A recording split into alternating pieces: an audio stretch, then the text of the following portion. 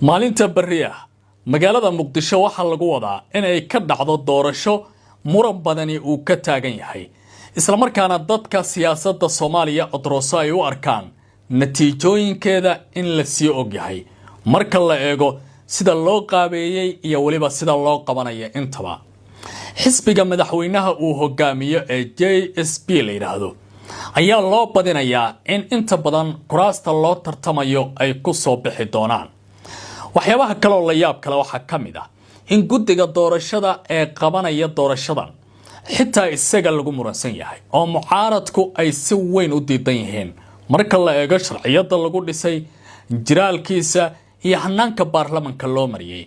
marka isaga iyo afartii cutub ee dastuurka ahaa ee la bedelay sida mucaaradku ay sheegeen loo qiimeeyo xaaladda dalka waxay u eg tahay doorashadan inay noqon karayso mid madmadow cusub oo hor leh kusoo kordhin doonta siyaasadda Soomaaliya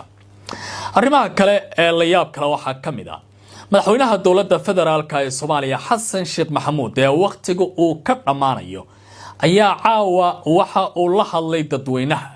isagoo laga soo duubay muuqaal isla markaana warbaahinta aan loo ogolaan inay wax su'aalaha weydiiso muuqaalka madaxweynaha oo ku dhawaad 10 daqiiqo soconayay ayaa waxa uu ekaa mid la qorsheeyay lana sii qaabeeyay marka la barbardhigo hadaladii madaxweyne Xasan Sheekh Maxamuud oo warbaahinta ka jeedin jiray dadweynahana uu kula hadli jiray marka la eego muuqaalkan iyo khudbadu sida isku saarneed waxay dareysay dhowr fariin oo kala duwan marka koowaad madaxweynuhu waxa ka muuqanaya qoys badan iyo walaac uu ka qabo doorashada sida loo filayay inay u dhici weyso sabab la xiriira dadka oo aan kalsooni badan ku qabin hanaanka doorashada ay u socoto mucaaradka oo fariimo xoogan diray iyo waliba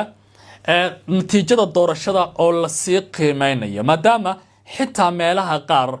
marka la arko sida ay wax u socdaan bandow lagu soo rogay wadooyinka arinta kale la yaab kale waxay tahay in madaxweynaha fariinta uu diray ay sidoo kale jawaab u ahayd siyaasiyiinta qaar oo ka digay xaaladda amniga goobaha lagu codeynayo oo ay tilmaameen in dadku ay si weyn u sii feejignaadaan marka ay doorashada aadi karaan amaba haddii ay suuragal tahay ay guryahooda iska joogaan waa fariinta qaar kamid ah mucaaradku ay warbaahinta u direen dhinaca kale madaxweyne Xasan Sheekh Maxamuud oo aad u beer la xawsanaya shacabka caasimadda ayaa tilmaamay in doorashooyinka ay yihiin mid ay ku tartamaan dadka ilbaxa ah isla markaana mustaqbalkooda ay ku go'aamiyaan